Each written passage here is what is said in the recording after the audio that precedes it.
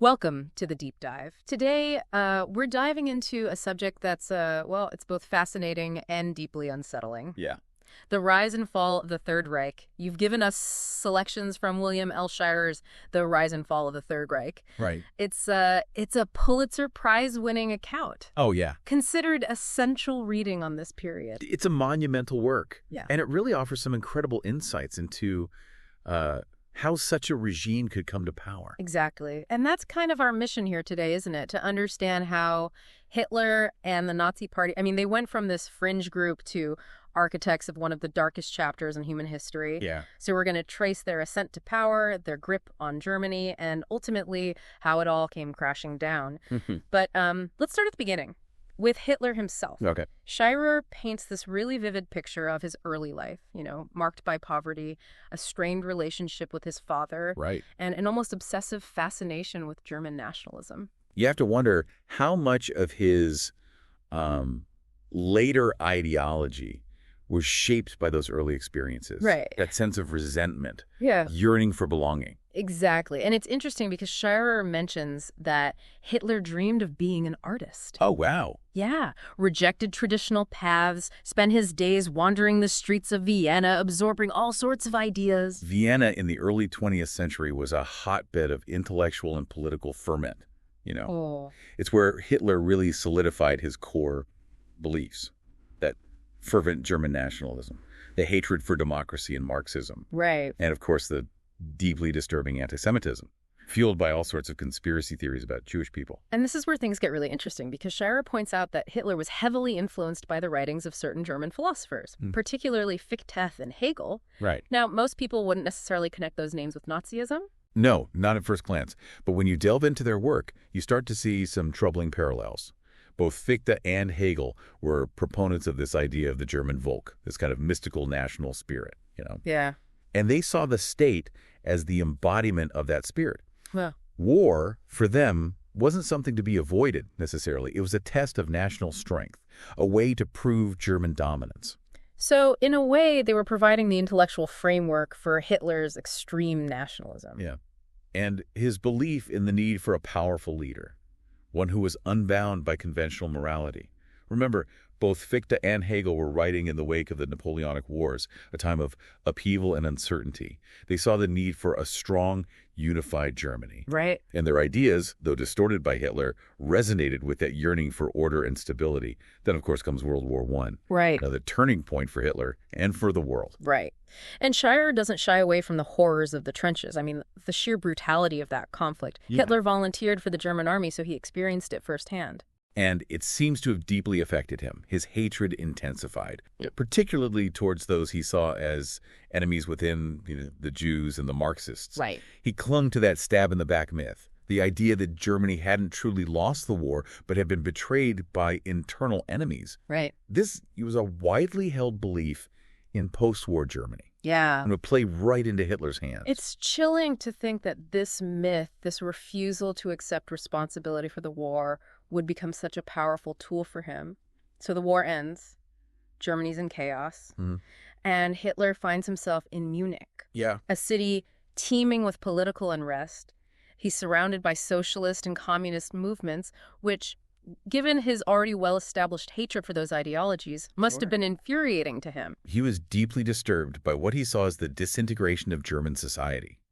Remember, he was already predisposed to seeing these groups as threats to German purity and strength. But it's also in Munich that he stumbles upon a platform for his own twisted vision. Right. He joins a small, rather insignificant group called the German Workers' Party. This wasn't even the Nazi Party yet, right? More like a precursor. Exactly. It was founded by Anton Drexler, a locksmith who was a proponent of a nationalist workers' movement. But as Shirer points out, Drexler wasn't exactly a charismatic figure. Right. He lacked the oratorical skills, the sheer force of personality that Hitler possessed. So Hitler sees an opportunity, a chance to mold this fledgling party into something that aligns with his own ambitions. He was a master manipulator, and he quickly recognized the potential of this group. Yeah. He was drawn to their core ideas because they resonated with his own. This belief in a strong nationalist Germany, free from what he saw as corrupting influences. And then, of course, comes the infamous beer hall putsch of 1923. Right. Hitler, inspired by Mussolini's success in Italy, attempts to seize power in Munich. Yeah, It's a bold move, but ultimately a failure. a spectacular failure, in fact. He lacked the support of the army and police, the very institutions he needed to truly take control.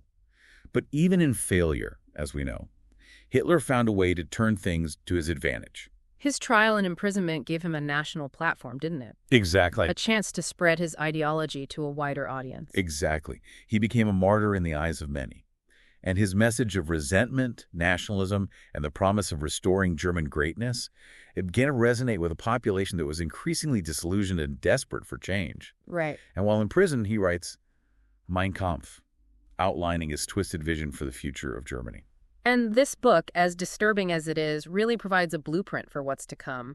The racial purity, the expansionist ambitions, the scapegoating of minorities, it's all laid out there. And it's important to note that, at the time, many people dismissed Mein Kampf as the ramblings of a fanatic. But Shirer argues that, even though it was dense and difficult to read, it offered a chilling glimpse into Hitler's worldview. A worldview that, in retrospect, should have been a warning to the world. A warning that sadly was largely ignored. Upon his release from prison, Hitler wastes no time in reorganizing the Nazi Party, capitalizing on the economic and political turmoil that was gripping Germany. The Weimar Republic was in a state of near collapse. Hyperinflation, unemployment, political instability. I mean, it was a breeding ground for extremism. Yeah. And Hitler, with his charismatic speeches and his promises of a return to national glory, he offered what seemed like simple solutions to complex problems. And he was brilliant at exploiting the media, wasn't he? He understood the power of propaganda, of mass rallies, radio broadcasts, to spread his message far and wide. Oh, he was a master of the spectacle. Think about those Nuremberg rallies, Right. The carefully choreographed displays of power and unity, the sea of flags and banners, the hypnotic effect of his speeches. It was all designed to create a sense of overwhelming awe and to tap into the deepest fears and desires of the German people. And let's not forget the financial backing he received from certain powerful industrialists. Right.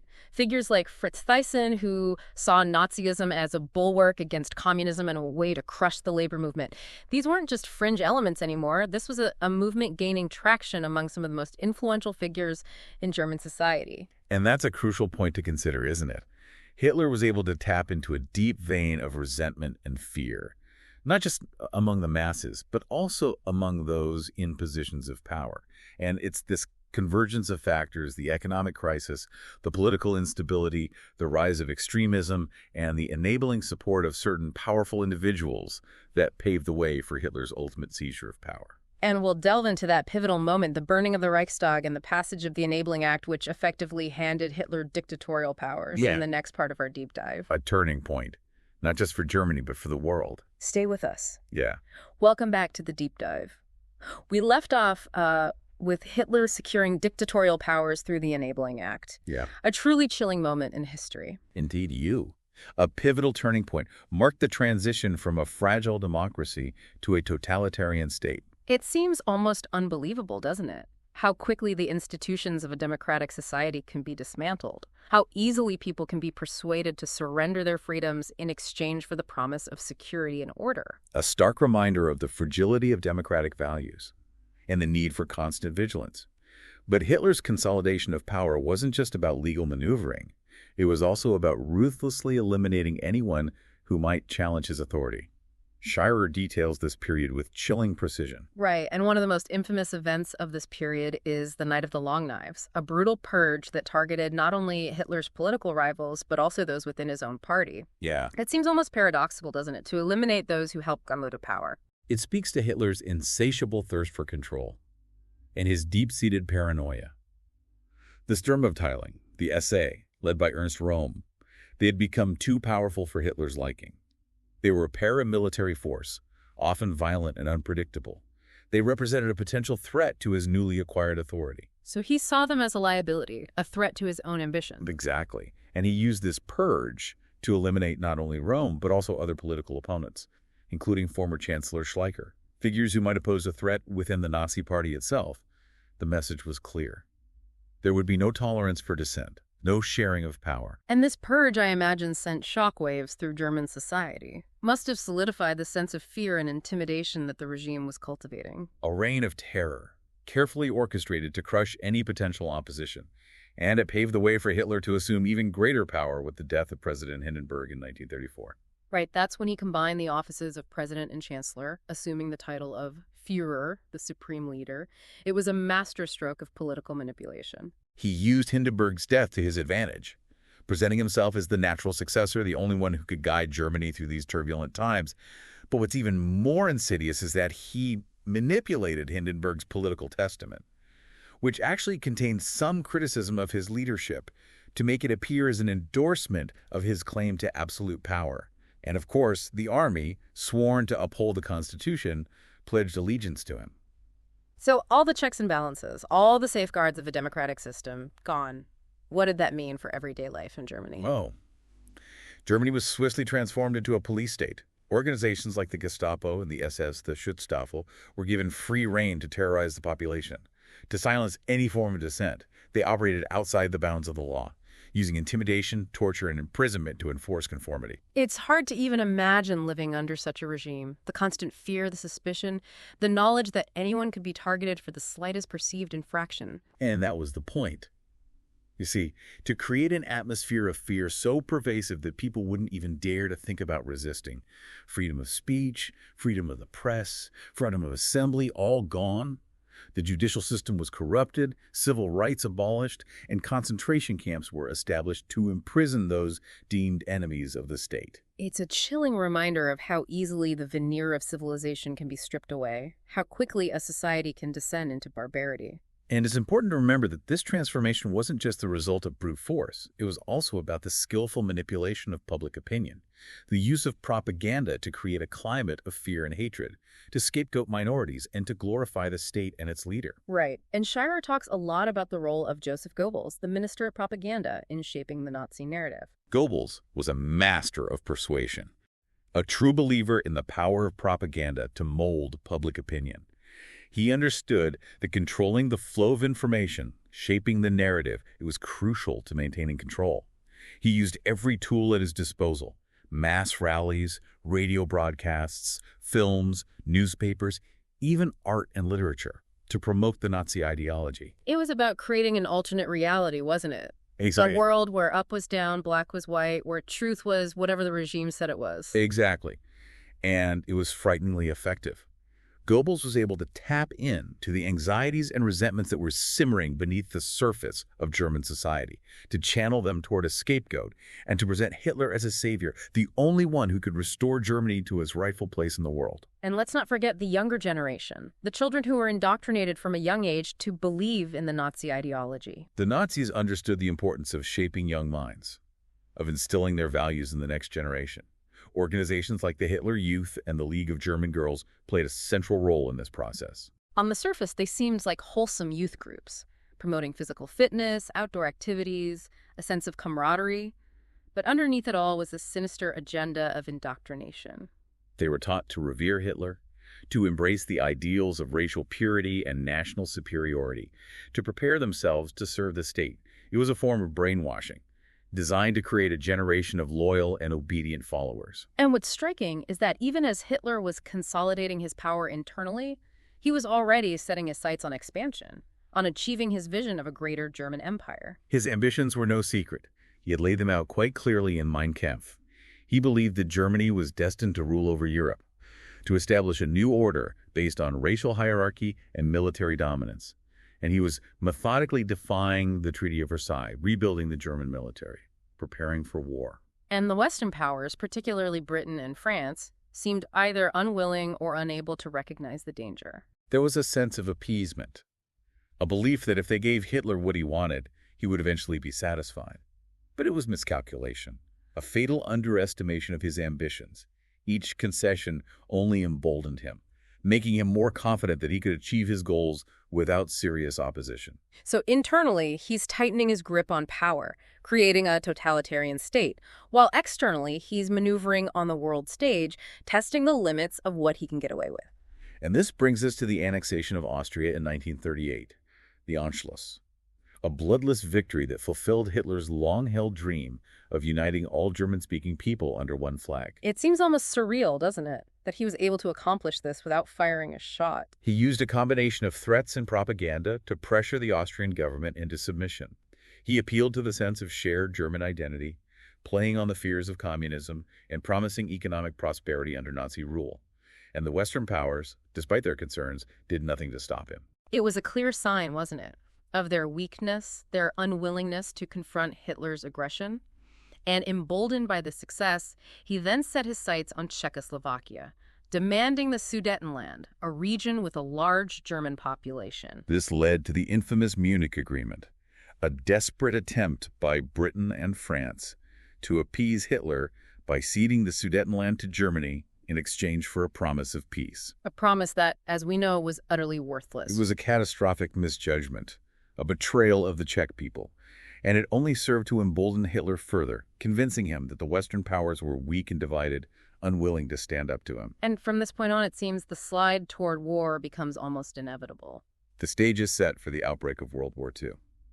Welcome back to the Deep Dive. We've been following this unsettling trajectory of Hitler's rise to power from his early years to the brink of global conflict. Yeah. It's a story that's both fascinating and terrifying, and as we delve into the events of World War II, it's essential to remember we're not just talking about abstract historical forces here. Right. We're talking about real people. Yes. Real lives shattered by the ambitions of a dictator. It's a sobering reminder of the human cost of conflict. Yeah. And the importance of understanding how such tragedies can unfold. Right. And as we pick up the narrative with the outbreak of World War II, it becomes clear that Hitler's ambition, it knew no bounds. Yeah. His invasion of Poland on September 1st, 1939, shattered that fragile peace that it held in Europe and plunged the world into a conflict of unimaginable scale. The invasion of Poland was a brutal demonstration of the Nazis' blitzkrieg strategy. A lightning-fast attack that combined air power, tanks, and infantry in a coordinated assault that just overwhelmed the Polish defenses. It was a terrifying display of military efficiency. Yeah. It sent shockwaves throughout the world. And while the world watched in horror, Hitler, emboldened by his quick victory in Poland, he turned his attention westward. But then something interesting happened, a period of relative calm. That became known as the Phony War. It's a bit of a misnomer, isn't it? Right. Because while there was a lull in the fighting on the Western Front, it was anything but phony. Right. Hitler was using this time to regroup, to consolidate his gains, and to prepare for his next move, the invasion of France and the Low Countries. So it was more like a strategic pause Yeah. than a genuine cessation of hostilities. Exactly. And when Hitler finally unleashed his forces in May 1940, the results were devastating. The German army just swept through Belgium and the Netherlands, bypassing the seemingly impenetrable Maginot Line and driving deep into France. The fall of France, a major European power, must have been a tremendous shock to the Allies. It was a crushing blow, a demonstration of the sheer power of the German war machine and the apparent ineffectiveness of the Allied defenses. But even in the midst of this defeat, there was a glimmer of hope. The evacuation of Dunkirk. Right, that incredible operation where hundreds of ships, both military and civilian, crossed the English Channel to rescue Allied troops trapped on those beaches of Dunkirk. Is a chaotic and desperate operation, but it was also a testament to the resilience of the human spirit, the determination to fight on even in the face of overwhelming odds.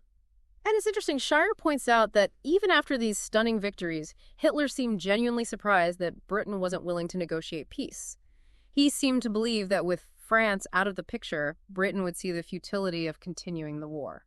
He had a remarkable capacity for self-delusion, didn't he? Yeah. Hitler consistently underestimated his opponents, their resolve, their willingness to fight for their freedom. He offered what he considered to be generous peace terms, allowing Britain to keep its empire in exchange for recognizing his dominance in Europe.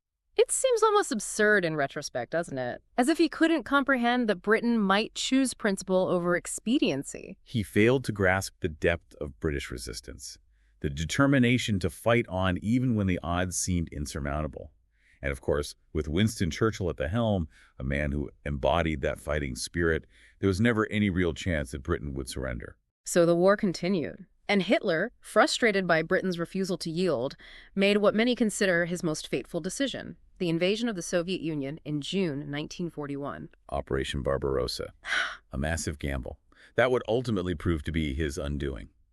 Hitler believed that he could conquer the Soviet Union in a matter of months, but he vastly underestimated the vastness of the country, the harshness of the Russian winter, and most importantly, the tenacity of the Soviet people. The Eastern Front became a meat grinder, didn't it? Yeah. A brutal war of attrition that consumed millions of lives on both sides. It was a conflict unlike any other, marked by unimaginable brutality and suffering. The German army, initially successful, was eventually bogged down in a war that they could not win. And all of this, the expansion of the war, the escalating violence, the relentless propaganda, it served to mask a truly horrific truth.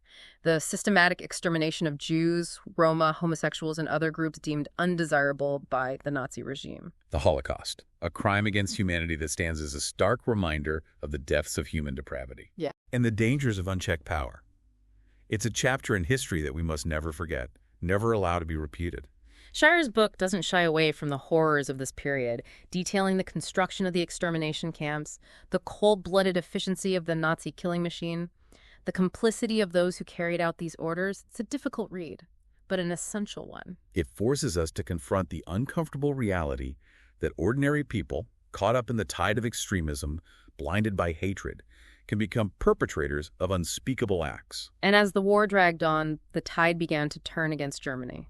The Allied victory at Stalingrad in 1943 was a major turning point, marking the beginning of the end for Hitler's ambitions in the East. And the D-Day landings in Normandy in 1944 opened up a second front in the West, putting relentless pressure on the German forces from all sides.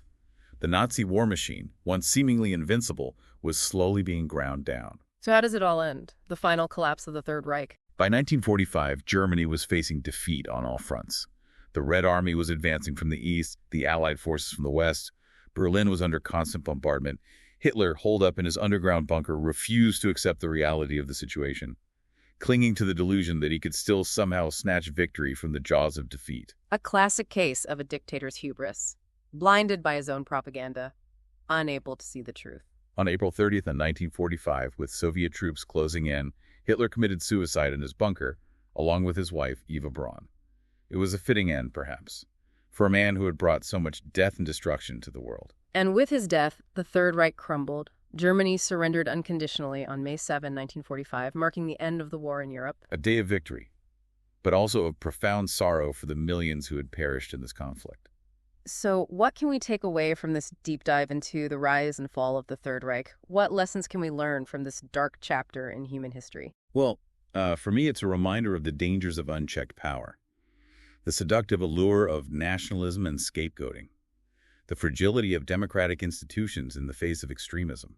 It's a story that should make us all pause and reflect, to ask ourselves what we would have done in similar circumstances, whether we would have had the courage to resist, to speak out against injustice. Because as we've seen, silence, apathy, the willingness to turn a blind eye can be just as dangerous as active participation in evil. We all have a responsibility to learn from the mistakes of the past, to safeguard the freedoms we cherish, to speak out against hatred and intolerance wherever we see it. The rise and fall of the Third Reich is a cautionary tale, a reminder that the forces that led to that catastrophe are still present in the world today.